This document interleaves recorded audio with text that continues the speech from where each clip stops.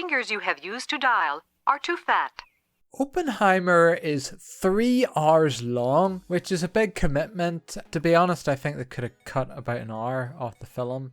It's a biography following the father of the atom bomb in his role in the Manhattan Project in World War II, where they were undertaking the development of the first nuclear weapons. The film chronicles the career of Oppenheimer, with the story predominantly focusing on his studies, his direction of the Manhattan Project during World War II, and his eventual fall from grace during the 1954 security hearing. That's all from Wikipedia, but those are the main events of the story. His studies, him taking part in the Manhattan Project, and security hearing. Those are pretty much what the movie's broken up into. It's directed by Christopher Nolan, starring Cillian Murphy. There's also big actors like Matt Damon, Emily Blunt, Robert Downey Jr, as well as others. Don't really care about the names, but I know people that watch reviews do. At the start, Oppenheimer tries to kill his professor, and he only backs out of it at the last minute. Who is this guy, the Wicked Witch? He would have been thrown in jail at the start, and we never would have had an atom bomb. If he hadn't have backed out, the world could have been better, could have been worse. Could have had world peace, or we could have been overrun by the Nazis and the Japanese. We'd all be speaking German, who knows? It is a wee bit difficult to sympathise with someone who created so much destruction, though obviously it was in self-defense.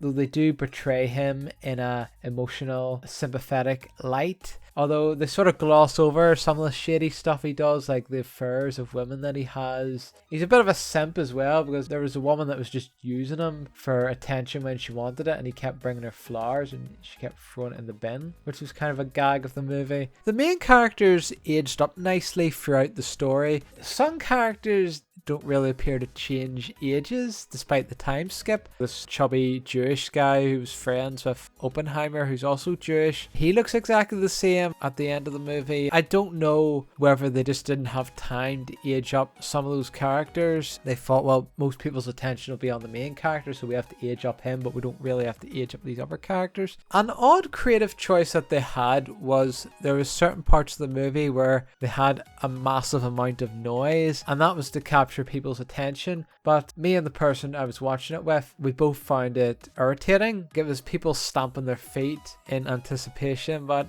they overplayed it. It was too loud. It just was a wee bit obnoxious, but it didn't happen too often in the film, but it's worth bringing up.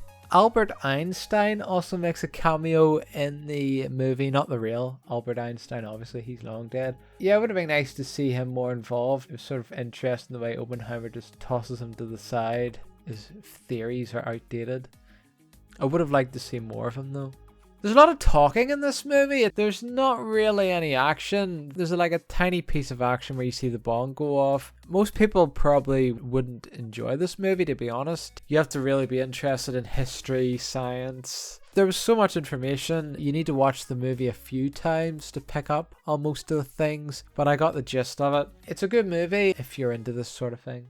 Hello guys, hope you're having a fantastic day.